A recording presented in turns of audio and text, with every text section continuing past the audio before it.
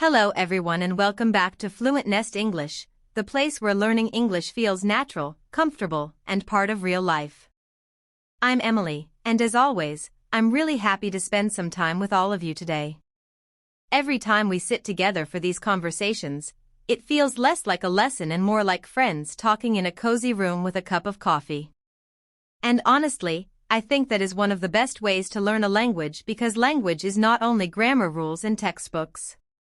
Language is memories, emotions, funny moments, embarrassing situations, vacations, childhood stories, and all the little experiences that make life interesting. So today we are going to talk about something that every single person in the world has, the past. That's right, Emily. Today's topic is perfect for English learners because talking about the past is something we do almost every day without even realizing it. We talk about what we ate yesterday, where we traveled last year, what happened at work, funny childhood memories, old habits, school experiences, family vacations, and even strange dreams from last night. The past tense helps us tell our story to other people. And honestly, storytelling is one of the most powerful parts of communication because when people share memories, conversations suddenly become warmer and more personal.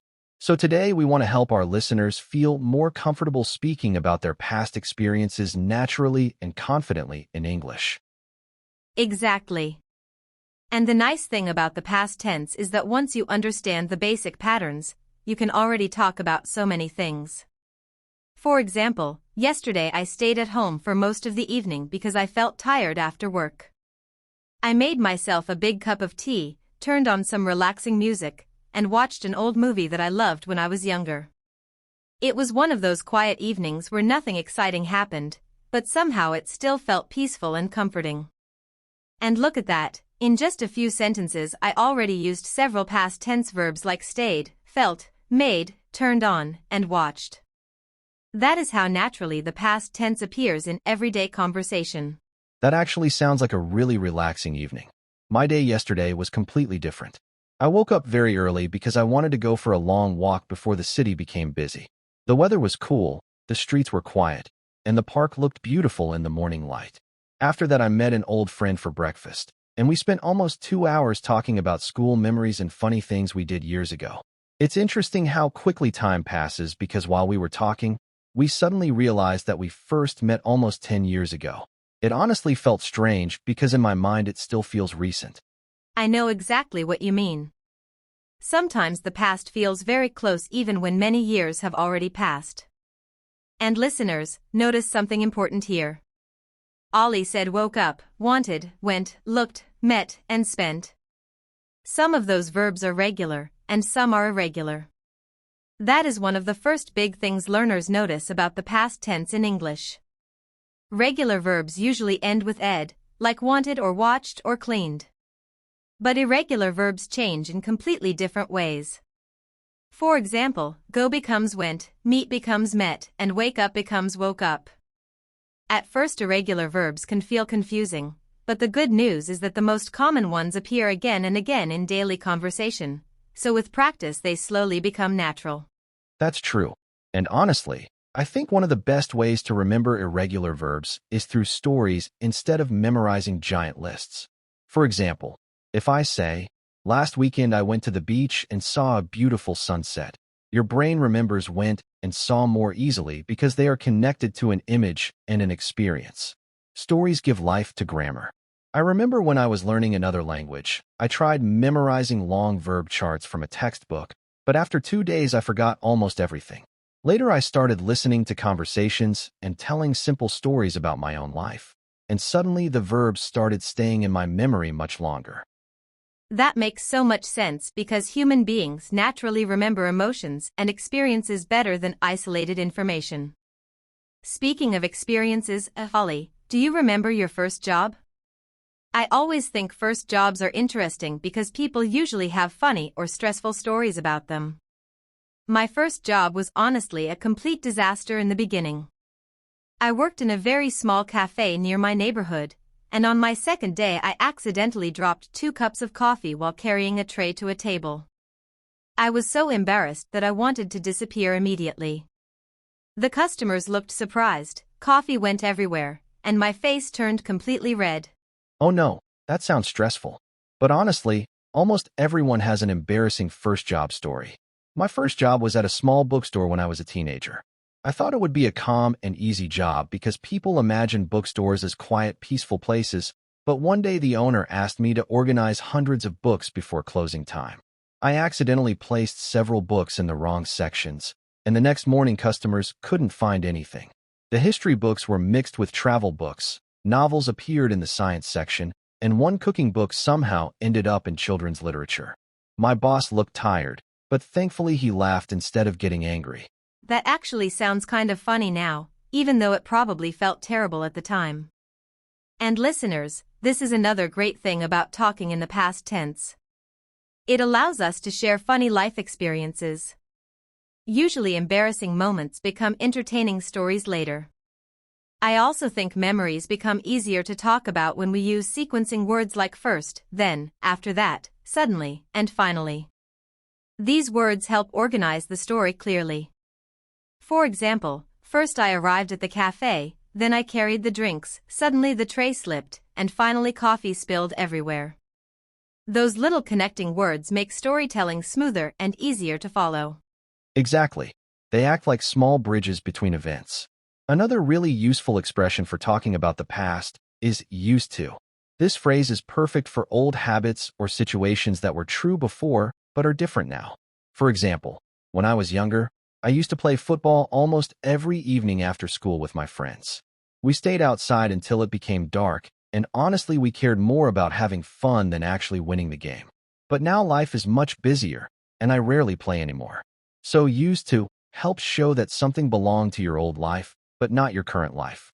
I love using used to because it makes conversations feel very personal and nostalgic. For example, I used to have extremely long hair when I was in university, and I also used to spend hours reading novels late at night instead of sleeping early. My friends always laughed because I carried books everywhere with me. I even brought books to restaurants and buses. Looking back now, I think I lived inside stories more than reality sometimes. But those memories still make me smile because they remind me of a very specific period of my life. That's actually a really nice image. And nostalgia is such a big part of conversations about the past. Sometimes one smell, one song, or one photograph suddenly brings back old memories very strongly. A few days ago I heard a song that I used to listen to in high school, and immediately I remembered my old classroom, my classmates, and even the long bus rides home after school. Music is almost like a time machine sometimes. That is so true. Certain songs instantly transport us back to another moment in life. For me, the smell of fresh bread always reminds me of my grandmother's kitchen because she used to bake bread every Sunday morning. I remember waking up and smelling warm bread from downstairs while sunlight entered through the windows. It felt peaceful and safe. Those little childhood memories stay with us forever, and honestly they are wonderful practice topics for English learners because emotional memories are easier to describe naturally. Exactly. And learners should not worry too much about speaking perfectly while telling stories. Communication matters more than perfection. Even native speakers pause, repeat themselves, or make small grammar mistakes during conversations. The important thing is expressing your ideas clearly and confidently.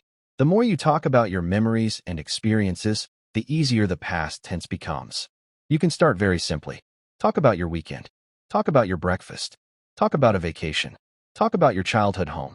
Every small story is practice. Yes, and another helpful thing is asking questions in the past tense. Questions help conversations continue naturally. Usually we use did for past tense questions. For example, did you enjoy the movie? Did you visit your grandparents? Or what did you eat for dinner yesterday? And remember something very important, listeners. After did, the verb stays in its normal form. We say did you go, not did you went, and did you see, not did you saw. That is one of the most common mistakes learners make, so it's good to practice it slowly until it feels natural. That's a very important reminder. Negative sentences work the same way. We say I didn't go, not I didn't went. For example, yesterday I didn't watch television because I was too busy finishing some work on my computer.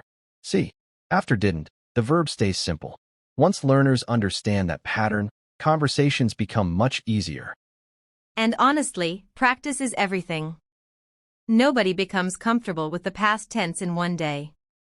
It grows through repetition and real conversation. The more stories you tell, the more natural the verbs start feeling. That is why journaling can also help. Even writing 5 simple sentences about your day is powerful practice. For example, today I visited my friend.